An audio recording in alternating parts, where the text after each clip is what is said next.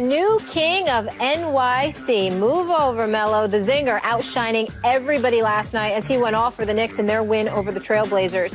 Kristaps Porzingis led all scorers with 31 points, his second 30-point game this season. Meanwhile, the leader of the team for the past 5.5 years, Carmelo, only had 17 points. Max Kellerman, is it time for Melo to hand the reins over to Porzingis? It's been time. It has been time. Look, here's the bottom line. Carmelo Anthony is not now, nor ever has been, good enough to be the best player on a championship team. We don't know what Porzingis will eventually be, but when you look at him, you can imagine if he develops to where you hope his potential can go, maybe one day he could be the best player on a championship team. He is 7'3". That's a couple inches shorter than Yao Ming. That's a couple inches taller than Kareem Abdul-Jabbar, but he can face up, beat any big off the dribble, shoot the three, on defense, patrol the paint. I mean, this guy, that's why they finish at the rim. They call him the unicorn. There has never been another player like him. And actually, Carmelo, when you think about how he's been best used throughout his career, he draws so much defensive attention because Stephen A., as you like to put out, he's an unstoppable scorer. So when he has the ball, he sucks people toward him. That means there are guys open and he can get them the ball. Now imagine a scenario where Carmelo's not the primary offensive weapon. They're running it through Porzingis. Now imagine how open Carmelo Anthony is, how much easier his job is. So even for the present, I like Porzingis as the number one option better. Whether or not he's actually better than Carmelo yet, but I like the way the team functions when they go through him more. And for the future, you have to develop him that way because he actually has the chance to bring you a championship. Carmelo Anthony does not as the best player on the team. I disagree with you. And here's why I disagree with you, because it's not really about that. When I think about Carmelo Anthony, what I will concede is this. As New York Knicks fans were groaning last night when Carmelo Anthony was looking for folks to clear out, they're like, nah, let's try something new here. Frank Isola wrote a column in the New York Daily News. Frank Isola is the best. I mean, he's the voice of the New York Knicks. I don't give a damn what anybody say. He's that legit. He's been covering them for years. But when he points out that he's absolutely accurate when he says, we're tired as Knicks fans of seeing Carmelo Anthony in ISOs, holding the basketball. I'll give you that. He doesn't need to be doing that. But at the same time, you have to remember Kristaps Porzingis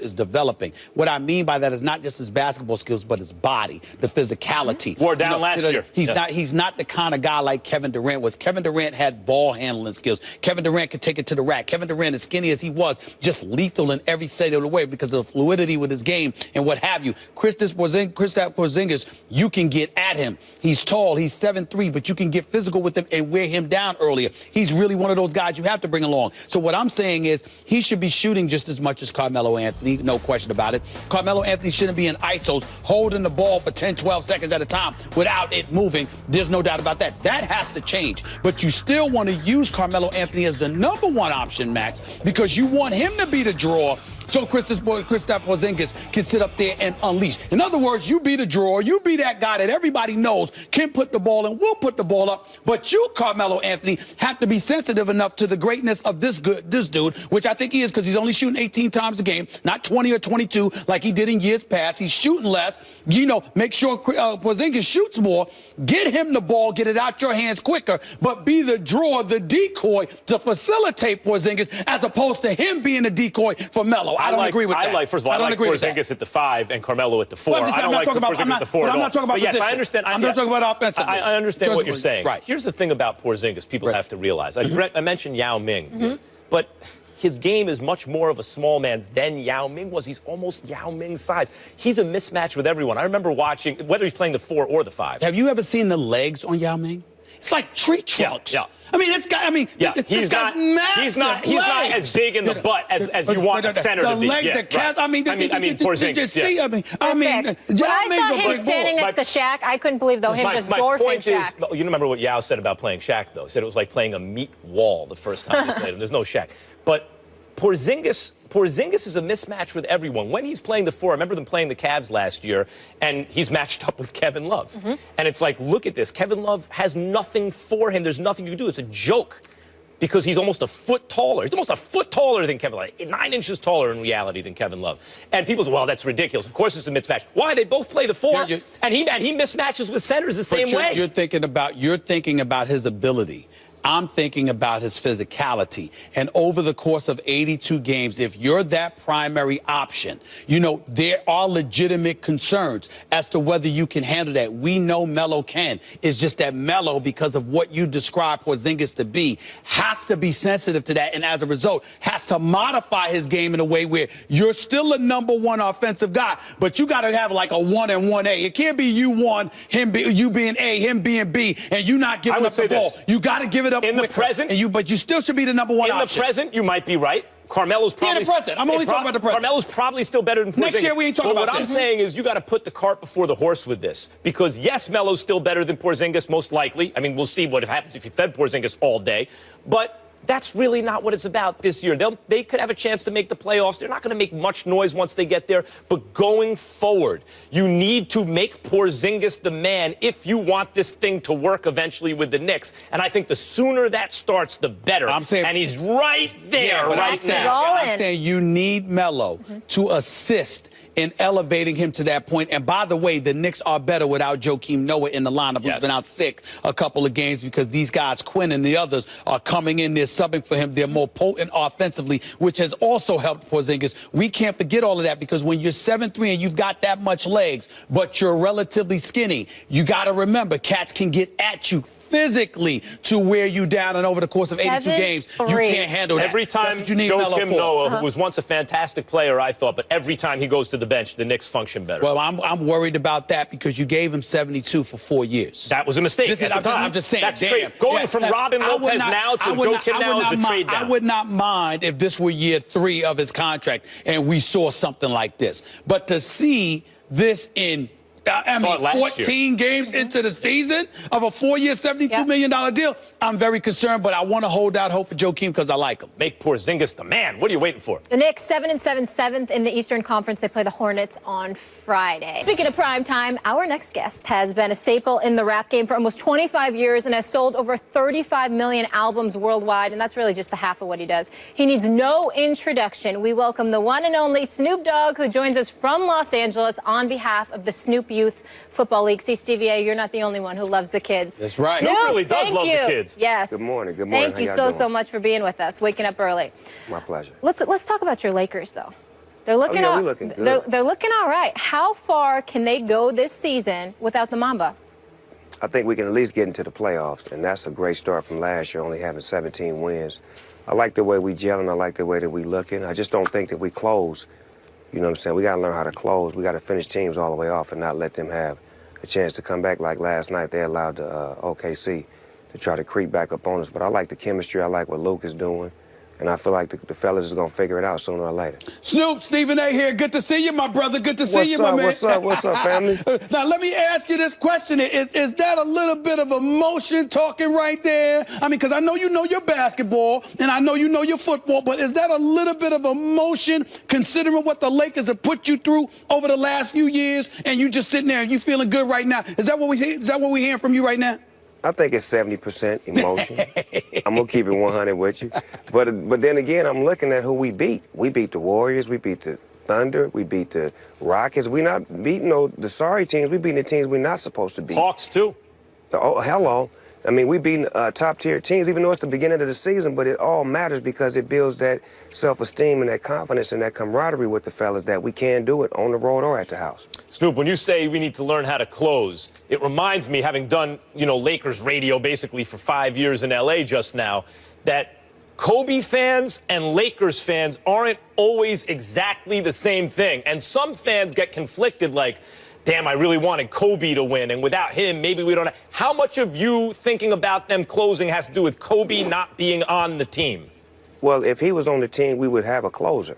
So now we're trying to figure out who is the closer, and what I like about it is that different guys are stepping into that role. You know what I'm saying? It's not a one-man team anymore. It's a full team, and we can rely on everybody, even the bench. So it's just building that character that we're going to need when it gets playoff time and when it gets later on into the season. So I'm liking what I'm looking at right now. Snoop, we'll get into you and Martha Stewart in a second, because I need an explanation. I need an explanation of how you in the kitchen. Match made in heaven. I definitely need to talk. I love it. I definitely need to talk to you about that. But before I do that, Snoop, I got to take a moment to dime my man Max out.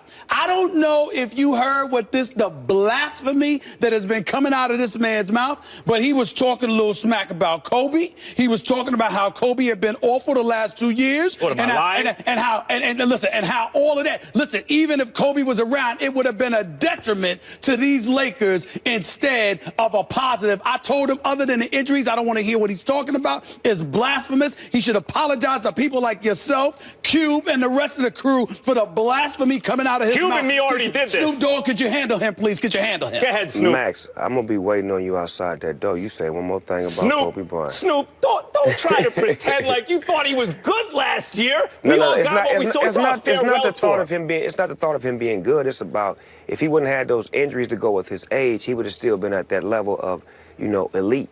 But we look at what it is what it is. Kobe had a great, outro season. You know what I'm saying? The record wasn't what it was about, but the love that he got from the people who he had crucified for so many years to stand up and give him love and respect and to appreciate what he had brought to the game. The venues that he had won championships in, the teams he had broke their hearts, they all had enough pride and enough courage to give him love and respect. And on top of that, I gave him a 1966 Pontiac Parasini for 20 years of love that he gave to my community and my city. We love Kobe. He can do no wrong in our eyes. Yeah, but by the way, let's be honest, too. They won 17 games because he was taking all the shots, and we got more draft picks because of that. Because you didn't have anything around him. Except for the time he dropped 60 the last game. It wasn't nothing around him. Now we have a full team. Thank you, Kobe, for shooting like that because you helped us get our new team. We appreciate you. Now, Snoop, let me get back to you in the kitchen. You and this kind of blew me away when I saw. First of all, I love Martha Stewart on television. Let me be very, very clear about that. Yes, sir. And then when she hooked up with you, I said, "What? What?" Yes. So how did this come about? A and B. Do you cook when you're at home, Snoop Dogg? Do you cook when you? I'm a real chef, Steve. So what it was, we both have a lot in common. I have kids and a wife, and I'm one of the best chefs, in my family or whatnot. So what it was, me and Martha, we had a lot in common, and our peoples decided to put us together. VH1 had a great idea. And, our chemistry is magic when we on screen, and it was just a magic culmination. It was holy macaroni, then it became holy matrimony. Snoop, you're a big NFL guy. You did that NFL show on Yahoo I participated in before the Super Bowl last year. You draw up plays better than a lot of coaches for kids, break down like, here's how you're going to score on 3rd and 3. What do you think right now in terms of football being in L.A.? As it wasn't the Raiders that came back, but still you got an NFL team in L.A. What are your thoughts? I'm loving it because the city of Inglewood is a beautiful place to house this football team. The Rams have always been a staple of Los Angeles. The fans coming out, they loving it. They got a pretty good defense. They just got to get their coach to stop coaching to lose and coach to not make the playoffs. Because to me, he's a horrible coach at that because he coaches to not make the playoffs. Because as soon as he doesn't make the playoff, then he wants to put in all the great players and give guys a shot. Oh, my Lord. Snoop? Oh, am I telling the truth or am I lying? You most certainly are telling the truth, but I got to hold you accountable just the same way I will hold Spike accountable about these daggone Knicks, because if you feel you talking that about way... the Steelers? No, I'm saying if you feel that way, I'm talking about Spike with the Knicks, you with the Rams, because here's my point. You in L.A., you synonymous with L.A. How the hell is Jeff Fisher still there doing exactly what you described he's doing? Why are Los Angeles tolerating this? Because it's called NFL. Not for long. He's not going to be doing that for long. He's going to be out of here soon because we're not liking it. And I'm a Steeler fan, but I'm from L.A., so I have to take on the L.A. stigma. But I'm looking at what I'm looking at, and it's like it starts with him. Because if you put in Jared Goff week 1 like everybody else is giving their rookies a shot, so what if he lose? You have a better chance. But now you putting him in when the fire's already too hot. You planning to lose. You're not planning to win. You had a playoff shot 2 weeks ago if you would have put him in. Snoop, speaking of the Steelers, we've been talking about how much credit or blame Mike Tomlin deserves for this year. In my opinion, Tomlin, he's my favorite coach, and he's one of the top, certainly 5 coaches in the NFL, maybe top 3 coach in the NFL. How much credit or blame does Mike Tomlin deserve for this year's Steelers team, which is not doing as well as people had hoped? I mean, when you're the head coach, you take all of the blame. That's just what comes with it. When you win it all, you get it all. When you lose it all, you take it all. And I feel like us losing Palomalo, us losing Dick LeBeau, us losing Martavius Bryant, players having issues before the season starts. There's a lot of undiscipline going on, and you have to fault the head man in charge. So if we can get all of that back in order and get the spirit of what we do, it starts from up top. Everything runs downhill from up top. So Coach got to get everything back in check. And once he does, then everything going to fall in place. I never thought you go with Mike Tomlin. I can appreciate where you're coming from because I said the same thing, even though I got mad love for Mike Tomlin. But it's that damn secondary, Snoop. You and I are both Steelers fans. That secondary drives me crazy. It's been driving me crazy for about 4 years. I think me and you will be better. You playing safety, me playing cornerback, and we'll be all right.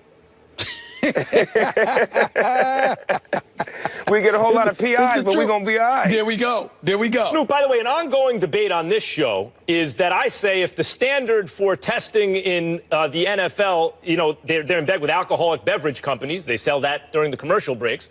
They're essentially business partners with them. Then they shouldn't be testing for marijuana, which is, after all, now fully legal, including recreationally in many states. If the standard is alcohol, you don't test for weed because all the studies say the same thing. Alcohol is actually worse for you than weed. What is your position on this subject? I'm curious. I can't imagine what it would be. My position is NHL, they don't test for marijuana. Major League Baseball, they don't test for marijuana.